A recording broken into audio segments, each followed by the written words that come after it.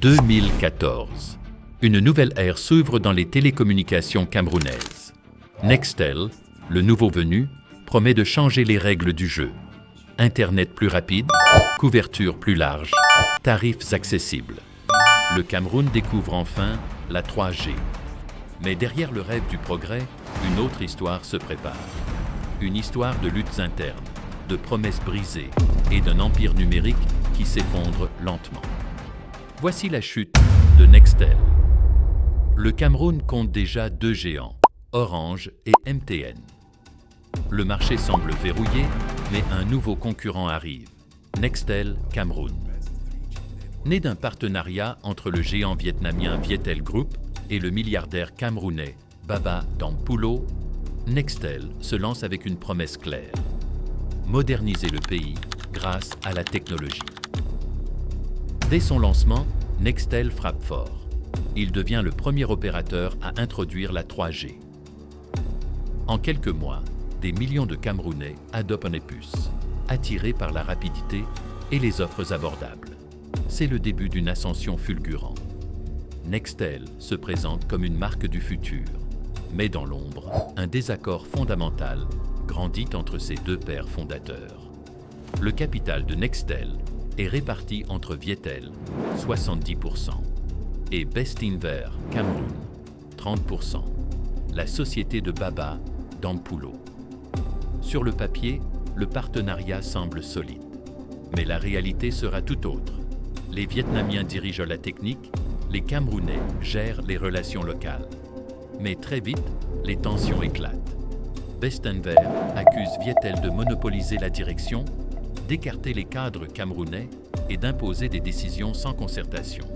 De son côté, Vietel reproche à Dampulo un manque de transparence et des interférences politiques. En interne, la coopération devient impossible. Réunions suspendues, contrats bloqués, décisions gelées.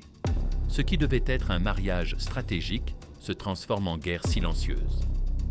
Entre 2018 et 2020, les fissures deviennent visibles.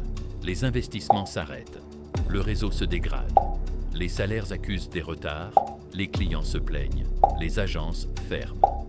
Dans certaines villes, le signal Nextel devient une rareté. Pendant que MTN et Orange modernisent leur réseau, Nextel stagne. Pire encore, Vietel se retire progressivement du Cameroun. L'entreprise se retrouve sans capitaine, perdue entre dettes, conflits et bureaucratie. La 4G, promise depuis 2016, ne verra jamais le jour. Les clients, lassés, migrent vers la concurrence. Le rêve Nextel s'effrite.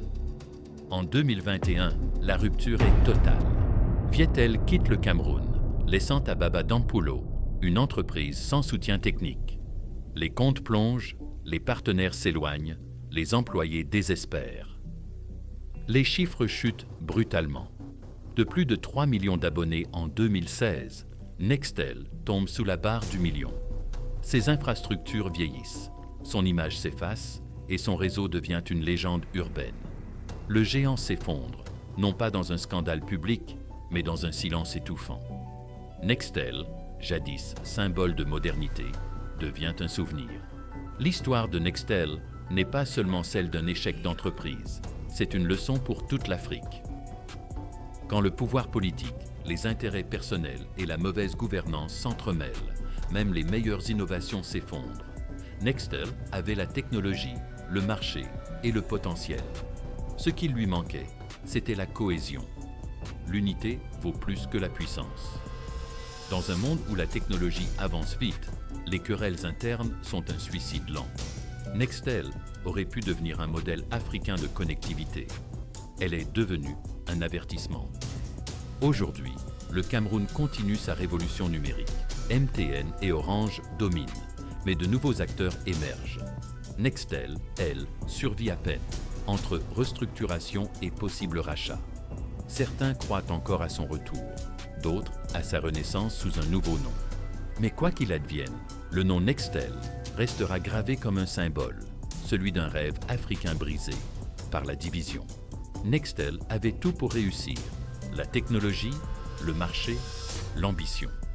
Mais elle a oublié l'essentiel, l'unité et la vision commune. Le Cameroun, comme toute l'Afrique, a besoin de plus que de la technologie. Il a besoin d'une gouvernance forte, intègre et collective. Voici la chute de Nextel, une histoire d'ambition, de pouvoir et de désunion.